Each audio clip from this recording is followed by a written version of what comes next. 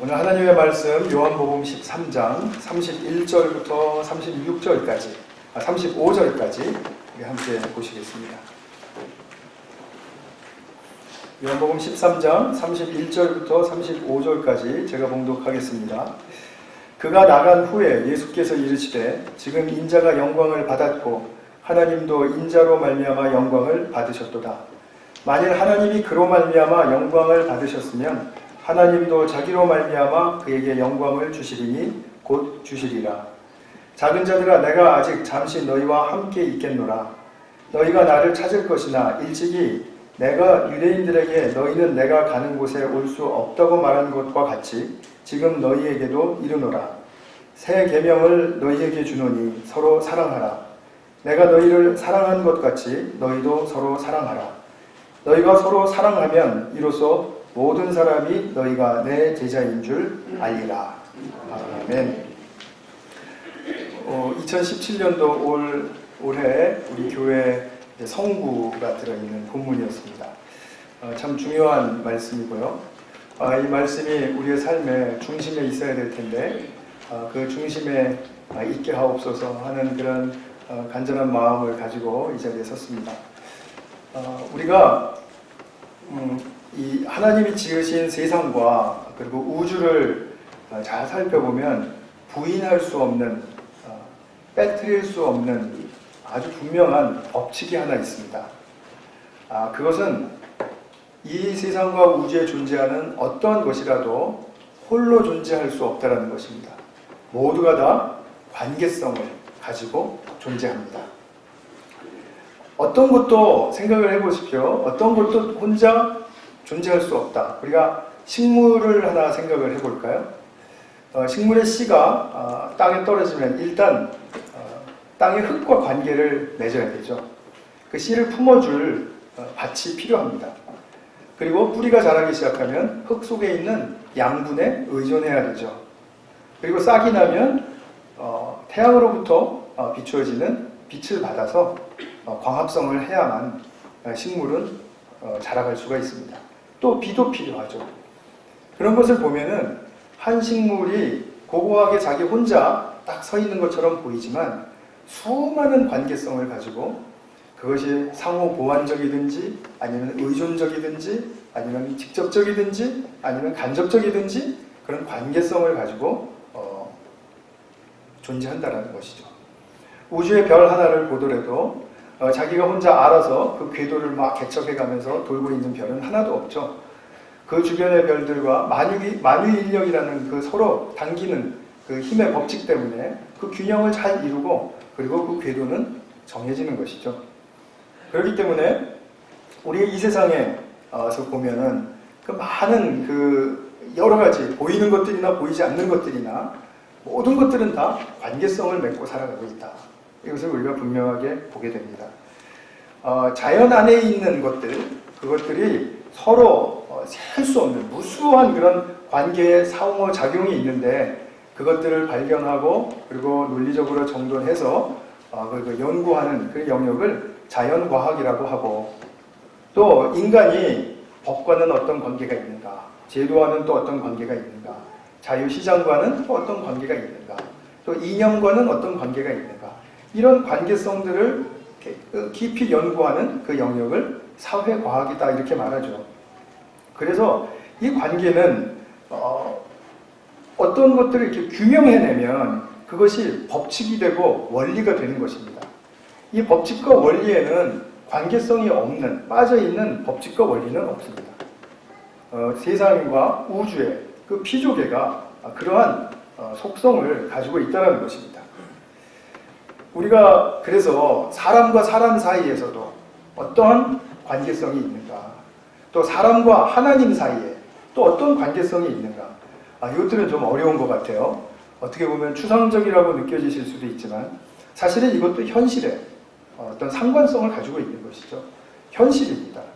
하나님이 존재하시는 바로 오늘의 우리의 이 시대 또 이 영역, 이것은 바로 현실입니다.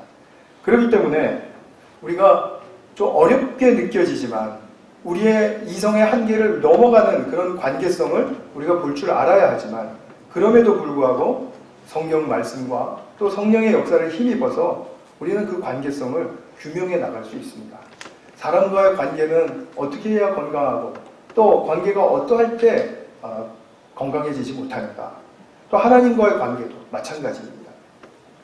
먼저 우리가 사람이 바르게 맺어야 할 관계들에 대해서 이제 알아보고자 한다면 창세기 1장을 열자마자 그 진리의 말씀은 우리에게 전해집니다. 어떠한 피조물보다도 훨씬 더 복잡한 양상과 그리고 깊이가 요구되지만 성경은 너무나 분명하고 너무나 확실하게 우리에게 말씀해 주죠. 창세기 1장 26절과 28절에 보면 땅에 충만하라 이런 말씀을 합니다. 땅에 충만하라는 것이 무슨 뜻입니까? 인간이 땅에 충만하는 것은 무엇입니까? 뭐 숫자가 많은 것도 물론 충만하다고 볼 수 있겠지만 그런 것이 아니죠.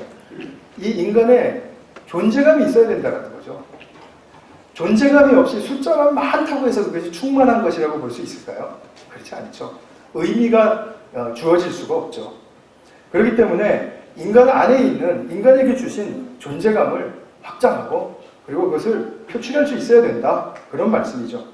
또 땅을 정복하고 그리고 다스리라 이렇게 말씀하죠. 자, 정복하고 다스리라는 말씀은 우리가 꼭 독재자가 뭔가를 이렇게 휘두르면서 그것을 장악하고 군림하고 하는 그런 것을 떠오르시기가 쉽겠지만 성경 창세기의 말씀은 전혀 그런 뜻이 아닙니다. 이것은 무슨 말이냐면 내가 어떤 피조계를 다스리고 정복한다. 이 말은 내가 이 상대하고 있는 그 피조계가 자기의 몫을 잘 감당할 수 있도록 자기의 기능을 잘 발휘할 수 있도록 그 의미가 가치가 잘 드러날 수 있도록 도와주라라는 이야기입니다. 이것이 바로 인간이 하나님의 대리인으로서 자연계와 맺고 살아야 할 바로 그 관계, 건강한 관계입니다. 그래서 이런 올바른 관계성은 인간과 소명의 그런 그 관계 속에서 분명하게 배워나갈 수가 있죠. 또 인간 사이에서도 사람과 사람 사이에서도 격이 다른 수준이 요구가 됩니다. 창세기 2장 18절에 보면 참 하나님께서 인간이 타락하기 전의 기사인데 좋아하시지 않은 것이 하나 있었습니다. 우리가 창조 후에 모든 것들은 다 보시기에 좋았다 이렇게 말씀을 했죠. 그런데 그 보시기에 좋았다는 말이 토부 아닙니까? 토부. 근데 히브리 말로 로라는 말이 앞에 붙으면 아니다. 보시기에 좋지 않았다. 이런 말이 있습니다. 그래서 로토부라는 말이 있어요. 무엇을 보고 로토부라고 말씀하셨을까요? 아담이 혼자 있는 것을 보고 로토부, 보시기에 좋지 않았다라는 겁니다. 이 말은 뭐 독신으로 사는 게 옳지 않다 이런 뜻이 아닙니다. 사람은 사람과 관계를 가지고 살아야 된다는 뜻입니다. 더군다나 남편과 아내의 관계. 우리 교회에는 이제 사별하시는 분들이 좀 많이 있는 편이라서 제가 이렇게 말씀드릴 때마다 나에겐 상관이 없는 말씀이다 이렇게 생각하지 마십시오. 지금도 우리가 신앙 안에서 믿는 그런 돌아가신 분들도 우리와 어떤 다른 차원에서 우리와 함께 존재하고 있는 것입니다. 그렇기 때문에 우리는 얼마든지 돌아가신 분들과 무슨 어떤 신령한 교통과 교제를 가져라 이런 뜻이 전혀 아니고요. 우리가 신앙 안에서 그 존재를 다시 확인하고 그리고 그 가치를 다시 살려주고 그리고 그것으로 말미암아 나 또한 힘을 얻고 하는 그런 일이 분명히 있을 수 있다는 거죠. 그것이 우리가 죽음을 이긴 신앙이죠. 그래서 남편과 아내와의 관계에는 창세기에서 이제 가장 인간과 인간 사이에 맺게 된 그런 첫 관계인데 그 남편과 아내와의 관계는 앞으로 내가 맺을 어떠한 사람과의 관계를 대표하는 그 대표성의 성격이 있습니다. 그렇기 때문에 남편과 아내와의 관계는 사실 좀 은밀하지 않습니까? 사람들이 잘 알 수가 없죠. 자신과 하나님만이 알죠. 그런데 그 사람이 밖에 나가서 다른 사람과 관계를 맺으면서 어떻게 사는가를 보면 남편과 아내와의 관계도 어떠하겠구나 하고 조금 알 수가 있을 거라는 거죠. 물론 다 알 수는 없습니다. 여기서 우리가 짐작의 은사를 발휘하시면 안 됩니다. 그래서 어쨌든 남편 아내 관계가 제일 중요한 관계예요. 대표성을 가진 관계이기 때문에. 사람과 사람 사이에 가장 중요한 것은 관계입니다. 우리가 재난이 닥치고 가난이 닥치고 뭐 질병이 있어도 우리가 그것을 이길 수 있는 능력이 중요하고 뭐 은혜가 중요하고 네, 물론 다 중요하죠. 그러나 올바른 사랑의 관계를 가지고 있는 사람은 모든 역경을 삼켜낼 수 있습니다.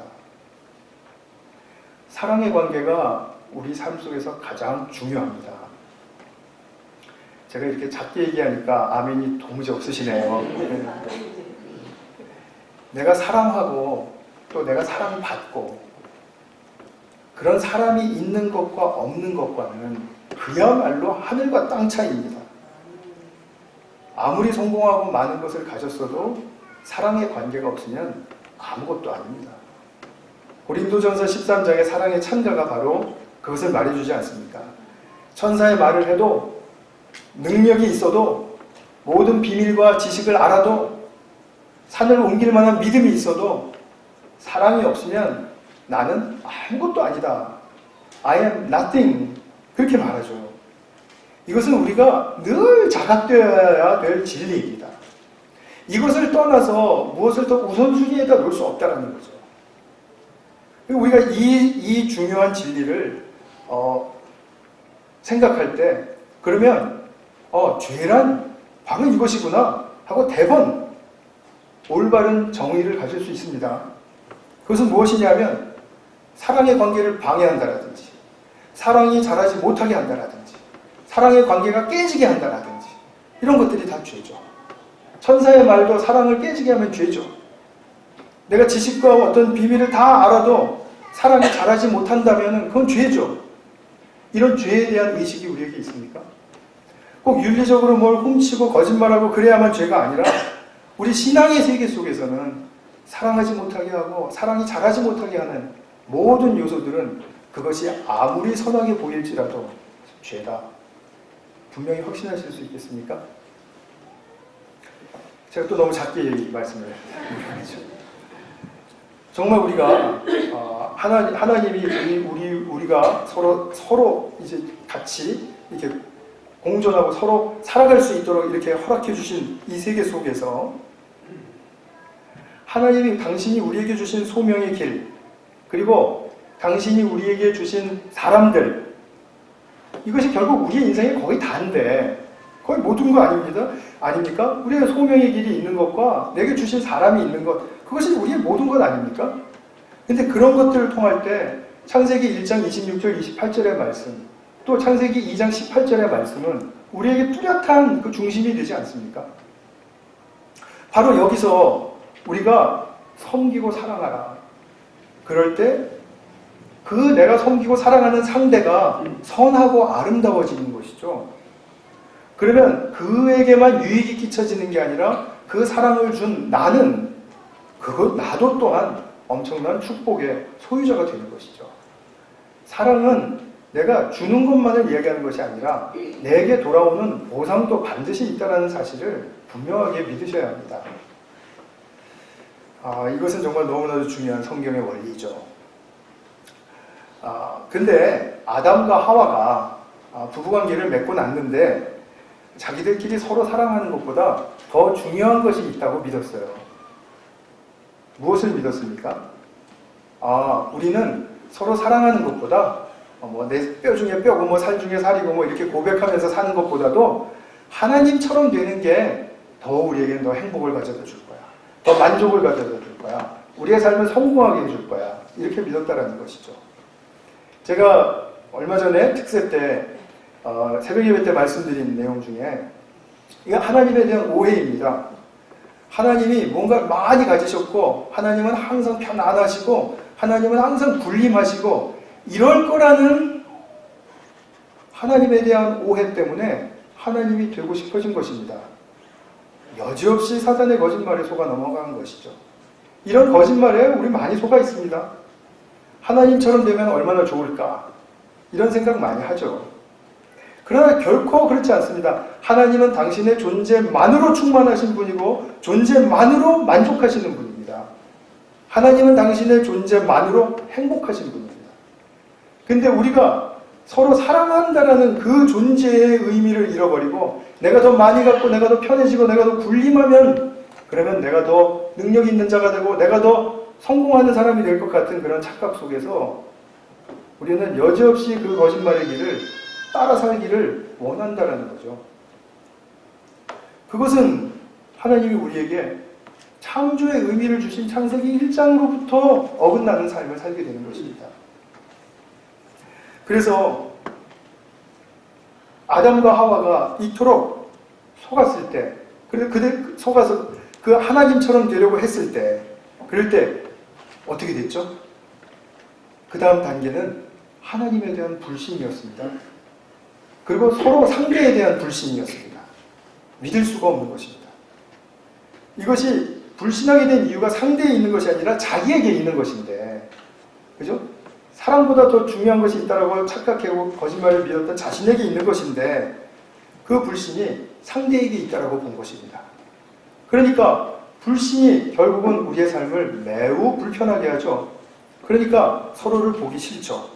그러니까 단절이 선언되는 것이죠. 하나님의 창조계에서 가장 큰 이 비극의 씨앗은 단절이었습니다. 단절. 그래서 인간의 문제, 오늘날에 이르기까지 인류 역사가 얼마가 되었든지 간에 인류 역사의 모든 문제는 처음에 단절로부터 시작합니다.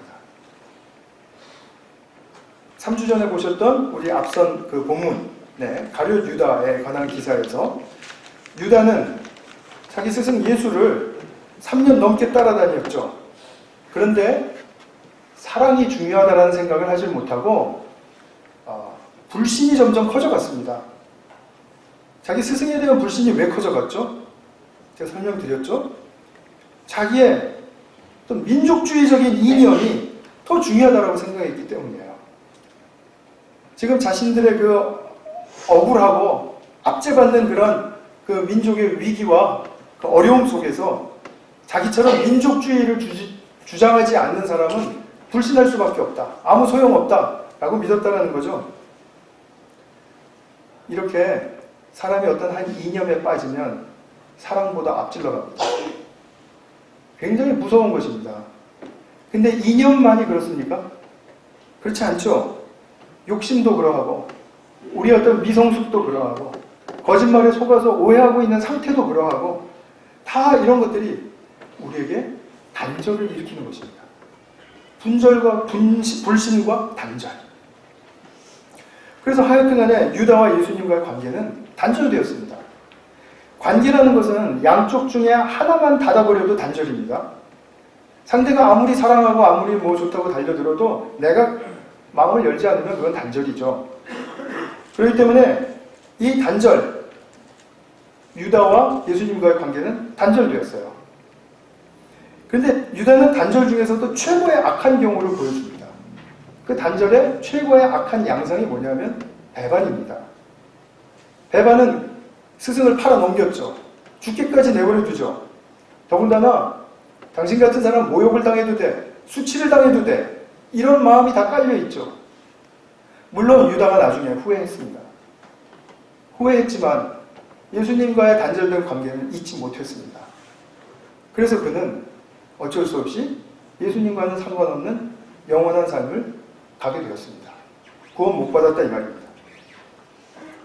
근데 사람을 배반한다는 것은 그 사람을 모욕 주고 수치 주고 이렇게 죽음까지 이렇게 내버려두는 그런 반면에 반대국부를 취하는 그런 측면도 있습니다. 자기가 옳다라는 것을 입증하는 거죠.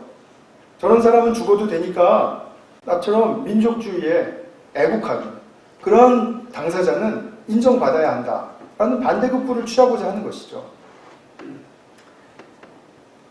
사도 요한은 가룟 유다가 바로 이러한 단절의 상태를 선언하고 들어간 것에 대해서 그것은 밤이었다 이렇게 문학적인 표현을 했죠. 그래서 30절에 보면 유다가 그 조각을 받고 곧 나가니 이제 자기 그 마음에 있었던 걸 실행한다 이 말이죠. 그 실행하는 그 순간 바로 그것은 밤이었다. 말하자면 하나님이 보시기에 좋았던 그런 빛의 세계를 떠나서 창조전의 상태, 곧 혼돈과 공허와 흑암 가운데, 어둠 가운데로 다시 돌아가는 것이죠.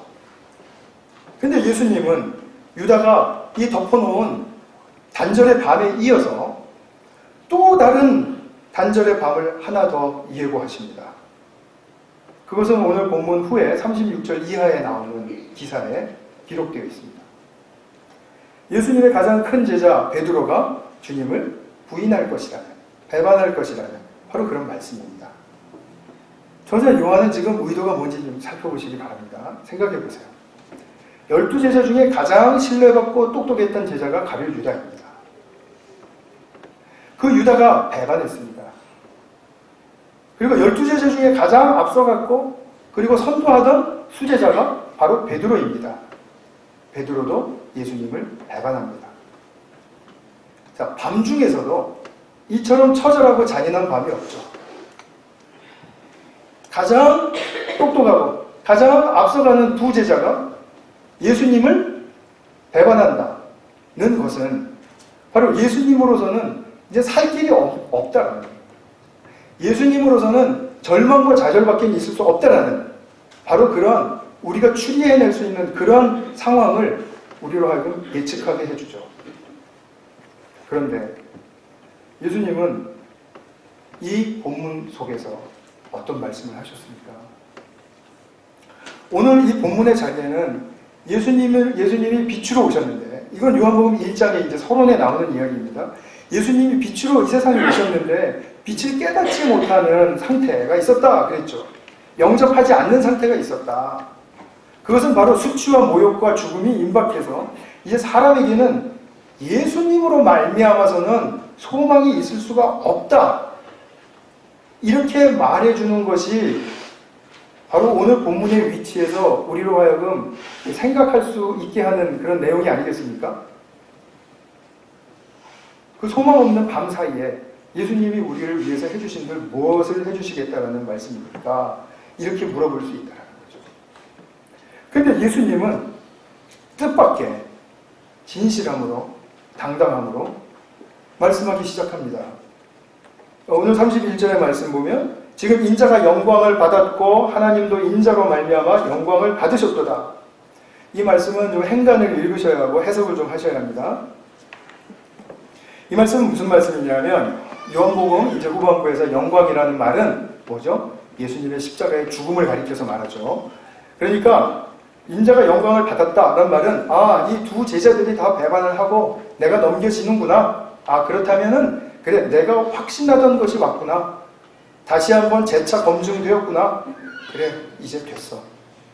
나는 이 길을 가면 돼. 하고 우리는 십자가의 길이라면은 상상을 하지 못하고 그것을 갈 수가 없을 텐데 예수님은 그래 이것이야. 이제 확실해졌어. 제자들까지도 이런 걸 보니까 이제 나는 이 길을 가야 된다. 라는 그런 선언이세요. 앞으로 일어날 십자가 죽음에 대한 확신이 생기신 것입니다.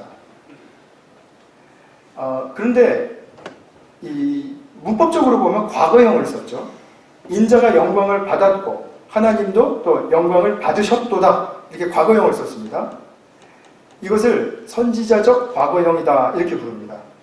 그러니까 선지자들이 이제 심판을 막 예고합니다. 멸망할 것이다. 이렇게 예고했습니다. 그런데 그 멸망의 시기가 앞선 가운데 바로 임박했어요. 그런데 멸망에 대한 사인이 너무나도 분명해요. 그러면 심판이 이르렀다. 너희에게 심판이 이르렀다. 임했다. 이렇게 말하죠.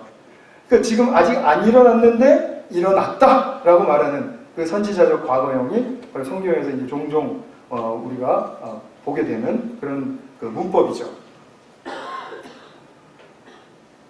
그러니까 예수님께서는 지금 이 순간, 밤과 밤 사이에서 십자가의 죽음을 너무나도 확신하셨기 때문에 이제 여기서 예수님의 당신의 소명의 길에 당당함을 우리가 놀랍게 볼 수 있는 것입니다.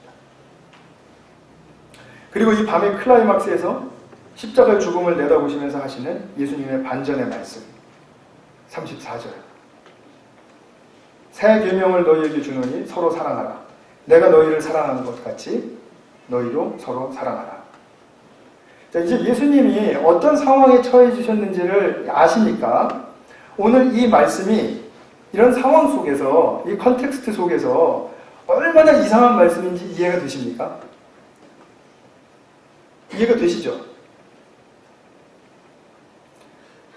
이해가 되시죠? 감사합니다. 네. 이게 되게 이상한 말씀인 거예요. 흐름과 전혀 맞지 않는 말씀입니다. 아니, 자기 자신은 배반을 당하는 그런, 좀 죄송합니다만, 주제에 무슨 서로 사랑하라는 말씀을 하십니까? 이게 지금 말이 됩니까? 말이 안 되지 않습니까? 두 제자에게 배반과 버림을 당하신 그 무기력함 속에 있어야 이제는 다 틀렸구나, 좌절이다, 절망이다, 이렇게 해야 되는데, 아니, 성경의 옛 계명도 위대한 계명인데 그 옛 계명을 모두 다 포함하고 성취하고 그 어떤 옛 계명을 다 더해도 비교할 수 없을 새 계명을 그런 상황 속에서 우리에게 주시고 있다는 말이죠. 그런 지금 이 상황이 우리가 사실은 예수님에 대해서 신빙성이 안 가야 정상입니다. 더군다나 서로 사랑하라.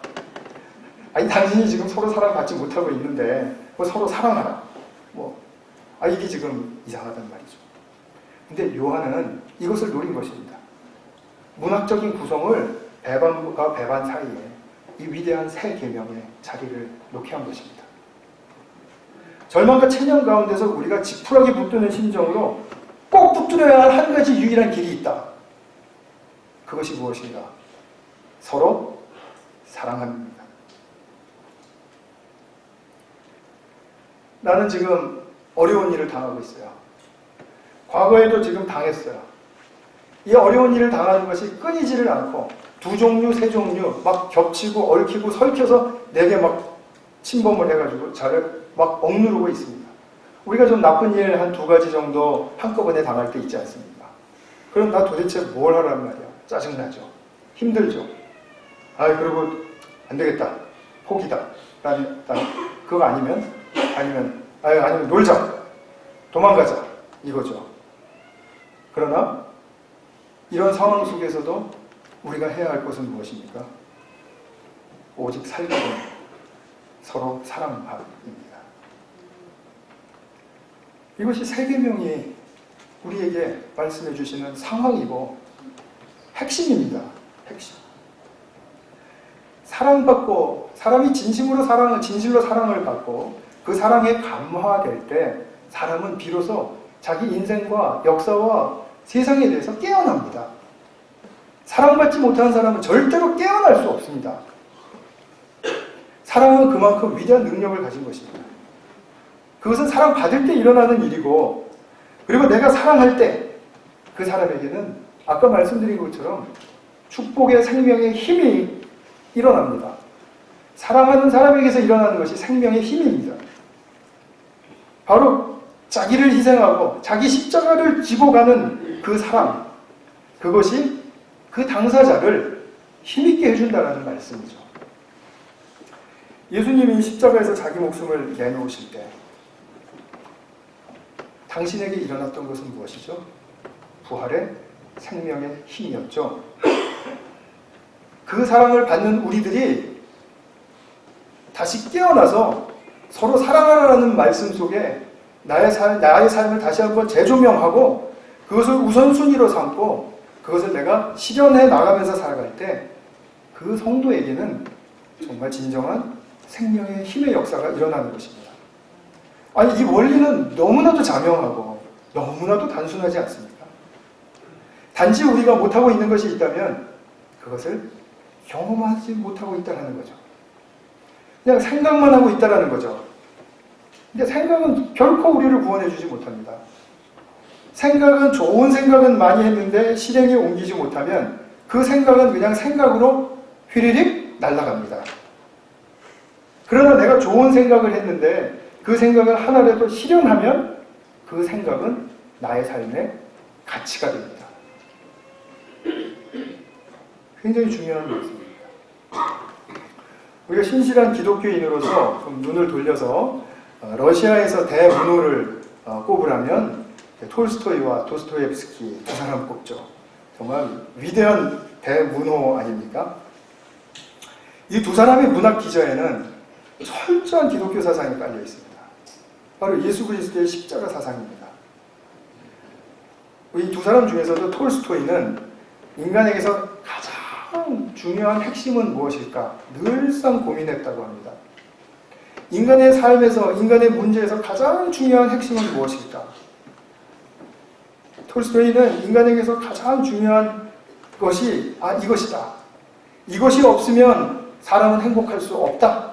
라고 결론을 지었고 그의 모든 작품에는 이것이 주제로 나타납니다.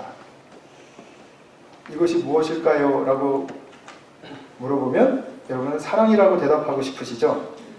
근데 그에게 사랑 이전에 중요한 한 가지를 또 말해주고 있다는 사실을 제가 이렇게 말씀드리고 싶어서 일부러 이렇게 한 것입니다. 뭐냐면 성장입니다.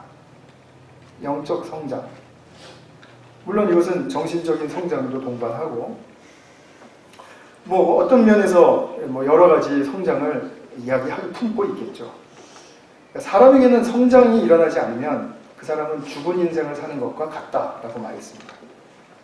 그런데 그 사람의 성장은 무엇으로만 가능하다? 현재 여기 우리의 답이 있죠.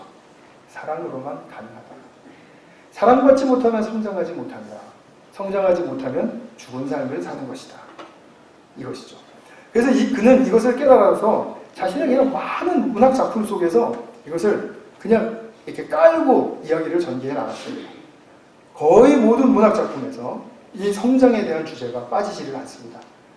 물론 성장할 때 행복해지고 성장할 때 만족을 이루게 되고 성장하지 못하면 죽은 삶이고 성장하지 못하면 멸망이다. 이것을 대조해서 많이 보여주고 있죠.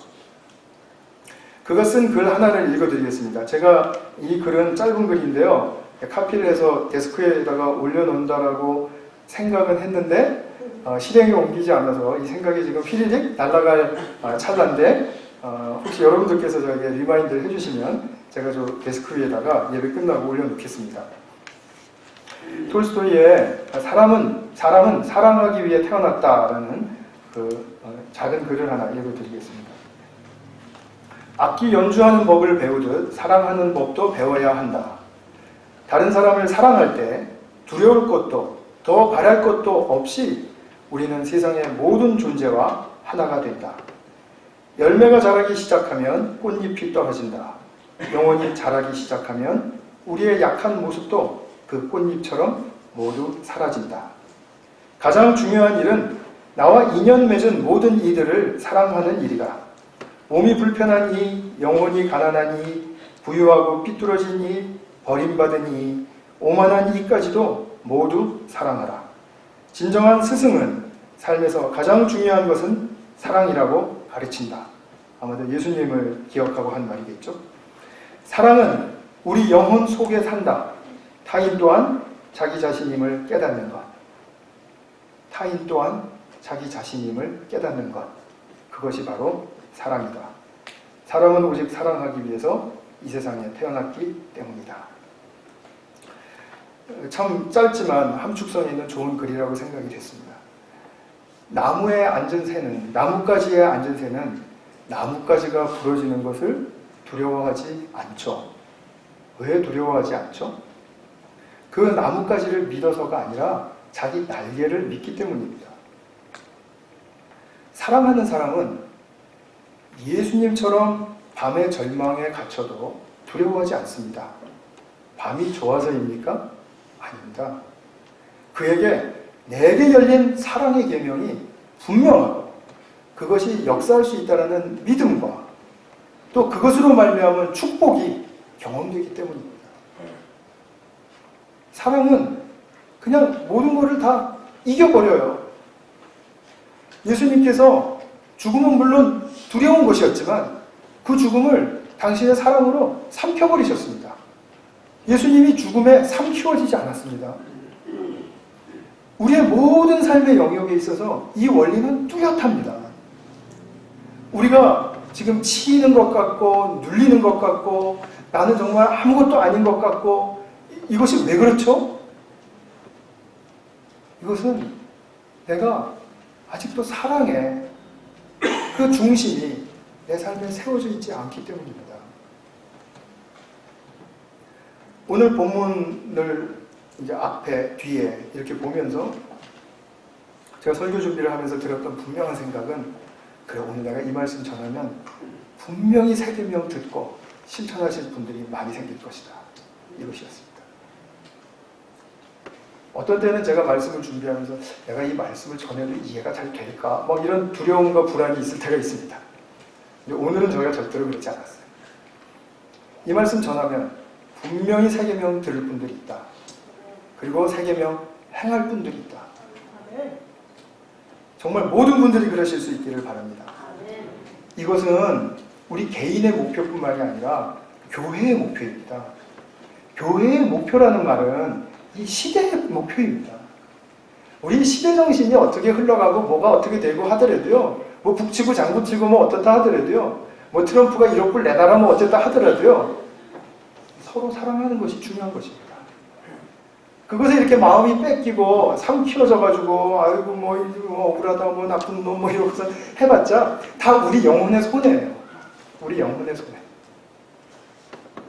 여기서 내 옆에 있는 한 사람을 사랑한다면 능히 극복할 수 있는 것을 분명하게 경험하실 수 있습니다. 그런 축복이 우리 모두에게 임하고 충만하기를 축원합니다. 기도하겠습니다.